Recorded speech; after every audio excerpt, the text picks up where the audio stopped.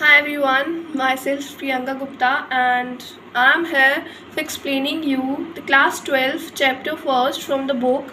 His name Flamingo. So let's start our chapter. Chapter first, its name is the last lesson. The last lesson से आपको अचानक से समझ आ ही गया होगा कि लास्ट लेसन आखिरी अध्याय। तो ये जो चैप्टर है इसके जो ऑथर हैं उनका नाम है अल्फोंस डॉयट, जिनका बर्थ 1840 में हुआ था and his death date was 1897। And Alphonse Daudet जो कि एक फ्रेंच नॉवलिस्ट थे, he was just an French novelist and short story writer, and वो एक शॉर्ट स्टोरी राइटर थे, छोटी कहानियाँ लिखते थे। The last lesson is set in the days of the Franco Persian war. जो लास्ट लेसन था वो अल्फोंस डॉयट ने लिखा हुआ था और जब का टाइम था जब पर्शिया और फ्रांस के बीच में वॉर चल रहा था। You are getting something new ना? या जैसे जैसे रूस में और यूक्रेन में जैसे चल रहा है ना वॉर, सेम वैसे ही लास्ट काफ़ी टाइम पहले फ्रांस में और पर्शियंस में वॉर चल रहा था। In the year of 1870 to 1871, in which France was defeated by Persia, जिसमें फ्रांस पर्शिया से डिफीट हुआ था, हार गया था, led by Bismarck, जो बिस्मार्क से लेड था। Persia then consisted of what now the nations of Persia, जो कंसिस्ट हो गया था आज जहाँ नेशंस हैं वो Germany, Poland and the Paris of Austria. In this story the French district of Alsace and Lorraine, ये जो डिस्ट्रिक्ट्स के नाम दिया हुआ है ये काफ़ी कॉमन है इस चैप्टर में, स्पेशली इन्हीं डिस्ट्रिक्ट्स की एक स्टोरी बताई गई है इसमें, तो उसके बारे में नाम है। उन डिस्ट्रिक्ट्स का नाम है Alsace and Lorraine. Have passed into Persian hands, जो कि पर्शियन हैंड्स में जा चुकी थी। ये जो डिस्ट्रिक्ट्स थी ना वो पर्शियंस को सौंप दी गई थी बिकॉज वो वॉर जीत गए थे।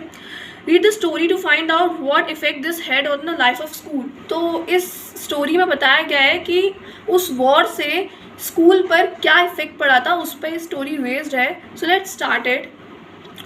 I started for school very late that morning and was in a great dread of scolding. So ये जो lines मैं पढ़ रही हूँ, so basically let me tell you the summary. So the summary is there's two main characters. First was Little French, he was a student, and second is Hamel, who was a teacher of French. सो इन दोनों के बीच की एक story और एक school life को बताया गया है जो कि इफ़ेक्ट हुई थी वॉर के टाइम पे। तो आई स्टार्टेड वाली जो लाइन मैंने बोली है, इट मीन्स टू बी, कि जो फ्रांस था, यहाँ पे आई मीन्स फ्रेंच है, तो जो फ्रांस था वो उस दिन सुबह काफ़ी लेट हो गया था और काफ़ी डरा हुआ था। क्यों डरा हुआ था? In a great dread of a scolding, कि उसको डांट पड़ेगी, scold, he would be scold, specially because M Hamel had said that he would question us on participles. तो जो एम हैमिल थे, जो उसके टीचर थे, उन्होंने उसको होमवर्क क्लास को होमवर्क दिया हुआ था कि वो क्वेश्चंस करेंगे पार्टिसिपल्स पे, जो कि ग्रामर का पार्ट है। आप लोगों ने काफ़ी बार सुना होगा, it's just in topic of grammar. And I did know the first word about them, और उसे उसके बारे में फर्स्ट वर्ड भी नहीं पता था। जो फ्रेंच था वो जानता ही नहीं था कि ये पार्टिसिपल्स होते क्या है। For a moment I thought of running away. For a moment जो लिटिल फ्रांस था, जो यहाँ आई से रिकॉग्नाइज है, उसने सोचा कि मैं यहाँ से भाग जाता हूँ। Spending the day out of doors, मैं गेट के बाहर अपना टाइम स्पेंड करूँगा। इट वॉज सो वार्म, वहाँ काफ़ी वार्म था, वार्म जाहिर सी बात है, धूप निकली हुई थी। सो ब्राइट, काफ़ी ब्राइट था, शाइनी था। The birds were chirping at the edge of the woods, जो वर्ड्स थी चिर्पिंग कर रही थी, साउंड कर रही थी at the edge of wood, एक पेड़ की टहनी पर। And in the open field back of sawmill, और एक ओपन फील्ड थी वहाँ पर ऑफ सॉमिल। सॉमिल जहाँ लकड़ियों का कारखाना आप कह सकते हैं, वहाँ सॉमिल। The Persian soldiers were drilling, जहाँ पर जो पर्शियन सोल्जर्स थे वो ड्रिलिंग कर रहे थे, परेड कर रहे थे अपनी। It was all much more tempting than the rule of for participant, ये ज़्यादा उसे ये सब ज़्यादा अट्रैक्टिव लग रहा था, टैम्पटिंग लग रहा था in comparison to chapter of participle. जाहिर सी बात है ये चीज़ें ज़्यादा इंटरेस्टिंग लगेंगी comparison to the study. But I had the strength to resist, but उसमें हिम्मत थी कि वो ये अच्छी चीज़ों को इग्नोर करके अपने क्लास में जाए। I had the strength to resist and hurry off to school, और उससे काफ़ी लेट हो रहा था, काफ़ी जल्दी थी स्कूल के लिए. When I passed the town hall, there was a crowd in front of the bulletin board. जब वो एक टाउन हॉल, एक जगह से जा रहा था, गुजर रहा था, कौन, little France. There was a crowd in front of the bulletin board. वहाँ काफ़ी भीड़ थी बुलेटिन बोर्ड के पास. Bulletin board a type of notice board, या आप कह सकते हैं जहाँ पे सारी खबरें आती हैं. For the last 2 years all our bad news had come from there. तो जो बुलेटिन बोर्ड था उस पर 2 साल की जितनी भी बुरी खबरें होती थी, जानकारियाँ होती थी, या कोई कमांड्स ऑर्डर्स होते थे, वो सब उस बुलेटिन बोर्ड पर स्टिक किए जाते थे. तो वहाँ पर काफ़ी भीड़ भी लगती थी कि 2 साल की न्यूज़ेज़ आती थी, तो सभी लोग काफ़ी क्यूरियस होते थे वहाँ जाने के लिए कि क्या हुआ क्या नहीं. The lost battles, the draft, the orders of the commanding officer, जो कि मैंने आपको बताया. And I thought to myself without stopping, I thought, यहाँ पे लिटिल फ्रेंड सोच रहा है कि मैंने सोचा बिना रुके हुए, what can be the matter now, अब क्या बात हो सकती है.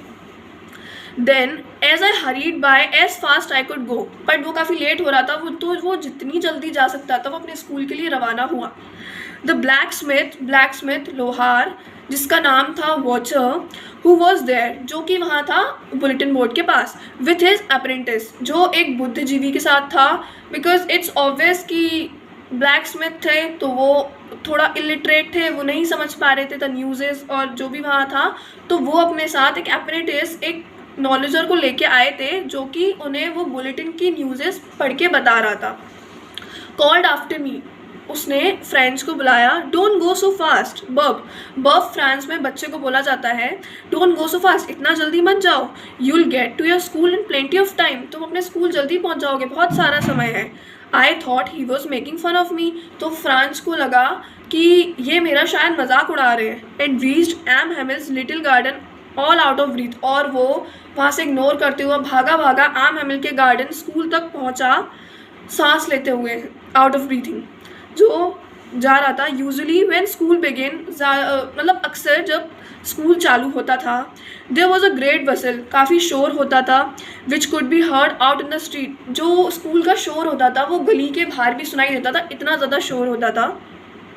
The opening and closing of desk के खोलने बंद करने की आवाज़ें आती थी. लेसन रिपीटेड इन यूनिसन, तो लेसन जो चैप्टर्स दिए जाते थे वो बच्चों द्वारा रिपीट किए जाते थे with the movement of hands very loudly and our ears to understand better, और वो लोग काफ़ी लाउडली बोलते थे, हाथों के एक्सप्रेशन से बोलते थे कि जिससे उनको ज़्यादा अच्छे से समझ में आए. And the teachers great ruler rapping on the table, और टीचर्स के स्केल, जो रूलर स्केल होती है, उसको बेंच पर ठोकने की आवाज़ आती थी. But now it was all so still. I had counted on the commotion to get to my desk without being seen. तो जो I had counted वो काफ़ी जल्दी में था, in the commotion to get my desk without being seen, और वो चाहता था कि वो जल्दी से अपनी डेस्क पर पहुंच जाए. यार मम्मी बिगाड़